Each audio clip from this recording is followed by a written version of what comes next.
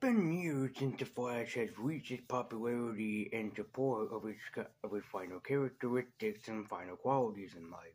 The Flash hasn't really had anything big and successful going for him except for a debut appearance in Justice League and a minor cameo in the Suicide Squad movie. Not James Gunn's Suicide Squad, the original film from 2016 or 2015. But it really turns out that, you know, the Flash was not a very popular character. Yeah, he's gonna have a debut film coming out, but what is really the point of it?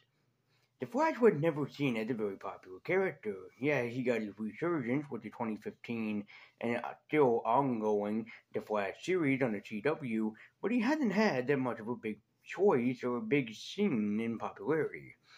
But did you know that in the 90s, after following the success of the Michael Keaton Batman 89 film, that The Flash did have a small running series? Was it as popular as expected? Well, unfortunately, no, it wasn't. But it did have a very big minor role in creating one of the most famous and also well-mentioned series. Ever wondered why John Wesley Shipp was in the Flash 2015 film? Ever wondered why Mark Hamill played an older trickster? There is a good reason for that. Hello and welcome to my lazy review, and today we're taking a look at the unrecognized, mildly popular, but also very underrated series that is only known as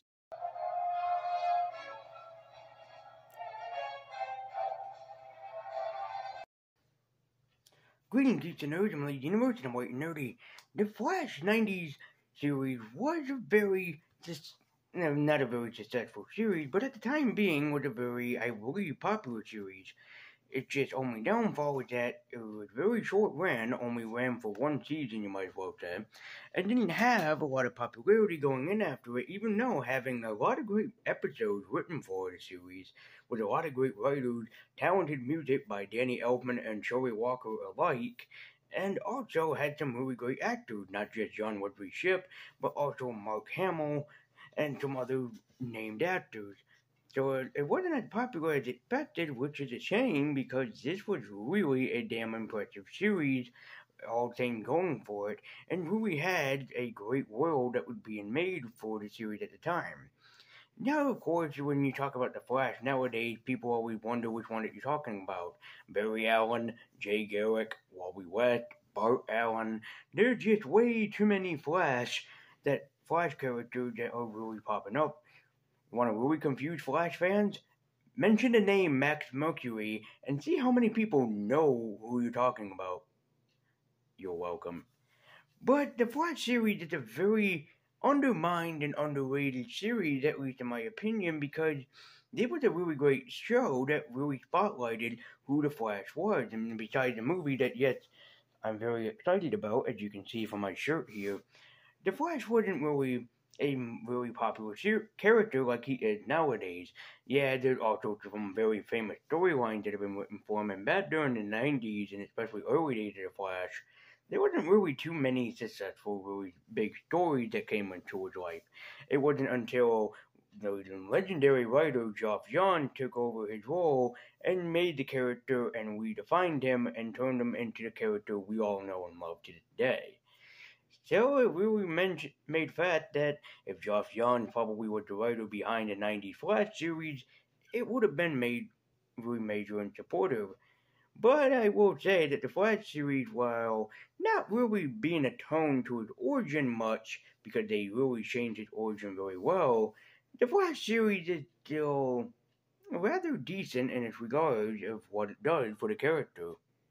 The series started the career of one legendary actor, John Wesley Shipp, in the role of Barry Allen, and I gotta hand it to John because he handled the role quite well. John gave Barry Allen what he would notably to be, a successful name, a successful person, and later on become the superhero that was well known and loved by everyone. However, Flash's origin stayed the same. A lightning storm hit Barry Allen with a bunch of chemicals, causing him to fly backwards and transforming him into the superhero known as the Flash. There is one notable, very big difference that the series did, and that is the fact that Barry Allen didn't lose his mother, but instead his brother Jay. This is a notable change from the character's really big story that he had in the comics, especially when he would later change, because I don't think it was the same early on. But in Flash's later career, it would be that his mother would die, his mom Nora would pass away, and especially since we've seen her in the Flash trailer, it really would make sense for Flash fans as they come back to watch this series before the movie came out. That's why I bought this series. I thought notably that it would have been his mom, not his brother. His brother Jay is a reference to the first Flash, Jay Garrick. In fact, in the series, there is a street that they end up using very so often in the series called Garrick Avenue, a reference to the very first Flash that was created, named Jay Garrick, who probably is mostly well known in the Geoff Johns and David S. Goyer JSA that I talked about. Fun fact for a lot of you people. Want to know how I originally saw this series? Back during the early days of Netflix, you were able to rent DVDs through Netflix.com and were able to get them mailed to you as long as you returned them within a certain time limit. And all you had to do, I believe, was just pay a 1 month fee. How do you think I got to see Batman Begins for the first time? I was addicted to that movie, man, when that first came out. I have watched that movie so many times when it first came out back in 2005. The early days of Netflix, man, and then it all went downhill when people started stealing DVDs and then selling them or doing whatever that they wanted to them. Good times have definitely been destroyed. I do kind of like the different change in the Flash aspect, having him lose his brother instead of his mom, so Flashpoint Paradox couldn't have happened. But then again, it doesn't meet that much of an impact. Sure, making the character lose someone like Spider-Man lost Uncle Ben, or Batman lost his parents, or Superman losing Krypton, it is a big reference that is notable for the character. But, just doesn't make that big of an impact of it being a brother instead of a mother. Maybe it's just me, but I don't feel like it's that big of an impact that could really been made for the Flash character. So, all things straightforward, how are the characters throughout the majority of this series? And by that I mean the hero himself, played by John Wesley Shipp, and his supporting characters. And all in all things considering, really damn good. John Wesley Shipp is Barry Allen, and I gotta hand it to John because he really handled the character of Barry Allen very well, especially in his debut appearance. John breathed life into Barry Allen and definitely made the character his own and turned him into someone that he can respect and someone that's still respected in the comic book and hero community. By the way, am I the only one that really loves this Flash suit? I can't explain why. I just really, really, really love this Flash suit that John wears through the majority of the series. It just looks so damn good in my opinion. There's also the supporting character. Amanda Page plays Christina McGee, who is a very interesting character throughout the majority of the series, I mean. She's not, I wouldn't say, the best character, but I do really enjoy her character as Christina McGee, a character that helps out the Flash, and also kind of has a romantic relationship that spawns into the series with him. Alex Desert plays the character of Julio Mendez, who is actually my favorite character throughout the series. Alex is such a charm and a delight to have on screen. His comedy is great. The aspect that he has with Barry Allen is such a great thing to realize and witness on camera, and whether he had a great friendship with John Wesley Shipp or not, I really don't know, but it's so damn awesome to see. There are other major side characters and players throughout the Flash's universe, especially a hero named Nightshade who we end up teaming up with, who I actually really do like in the series. Kind of reminds me of the original Sandman, who used to use basically tranquilizers to knock out his opponents and just put them to sleep instead of, actually killing them. This is a nice touch. But what is a great hero without some really great villains? And this series has supplied some great ones. Unfortunately, I'm not going to talk about all of them, but the ones that really stuck out to me, especially from the actors that played them. And to be noted to you guys, there were only 3 of Flash's villains that end up being actually in the series. Yeah, They only picked 3 from the comic book to actually use in this series. Go nuts for it, is all I'm saying. But the first one is probably the most notable one, because even I had to stop and scream at my TV that it was actually who I thought it was. And it is. Ladies and gentlemen, feast your eyes on the very young, very original, and also before his career even took off. Ladies and gentlemen, feast your eyes, and I'm not kidding, Bryan Cranston. Lillian with her. And where is Stacy now, Roy? We're working on that, sir. She's out of precise range, but she hasn't left the city. The old... Yeah, Bryan Cranston is in this series of all things. I wish I was kidding, but I'm not. It's frickin' Bryan Cranston as a villain. I love it. It's also kind of funny, or tragic, that he ended up having a diaper on his face because the episode had to do with him with a baby. Nothing bad happened to the baby, I just thought that was funny to mention. The Joker himself, Mark Hamill, is the trickster, and I gotta say, Mark Hamill really does an amazing, surprising role as the trickster, and he really was my favorite.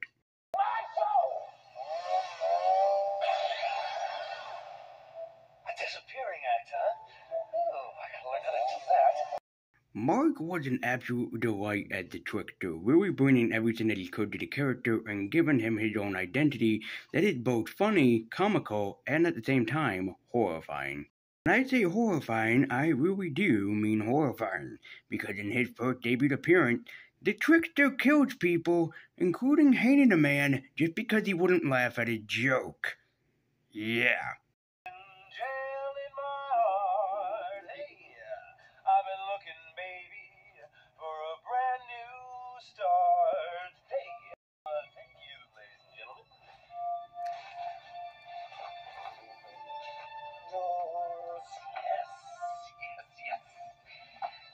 Michael Champion plays Captain Cold, and I gotta hand it to Michael Champion here, because he was a champion at really playing Captain Cold and handled the character very well.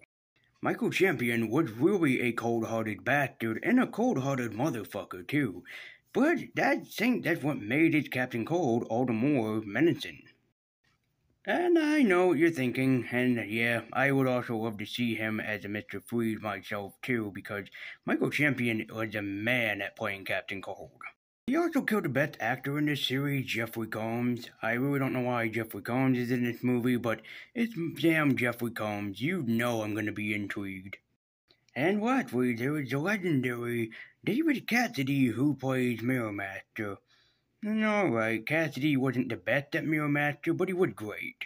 His Mirror Master was threatening, captivating, cold-hearted, calculating, and really just an all-around diabolical bastard, but that's why we love him. Cassidy took this underrated, underhanded villain and gave him his all, turning him into a much more sinister and terrifying villain, especially for Flash. I know what we're all thinking at this moment. Is this series worth watching? Yeah, and a matter of fact, it had some really great stories, some spectacular acting in it. The theme by Danny Elfman is spectacular and gets me every time because I really do love Danny Elfman. Plus, the music by Shirley Walker was interesting as well. And yes, this was before Shirley Walker would do some of the world-famous music for Batman the Animated Series and go on to do the music for one of my favorite all-time Batman animated movies, Mask of the Phantasm. So, yes, this series is damn worth watching, so check it out if you can. I got this for dirt cheap on Amazon. And I know what you guys are thinking by seeing this upload again on YouTube, and also when you get to watch this video, you might be sitting there going, didn't we see this before? Yes, you have, in a matter of fact. But because I did one joke that went too far, yeah, I'm not gonna risk doing it again. So, thank you guys so much for watching. I'm Lady Universe. I've been waiting nerdy. Keep geeking on. Let me know what you think about the Flash movie. Are you excited for it? And if you are, check out this very undermined and underrated Flash series, because you will not be disappointed. So, until next time, I'm Lady Universe. I've been waiting nerdy. Keep geeking on. And until next time, guys. Oh, and one thing to leave this video off on. Ever wanted to see the Flash play the guitar? And now I know that you do. So, before I end this video, here is the Flash playing an electric guitar.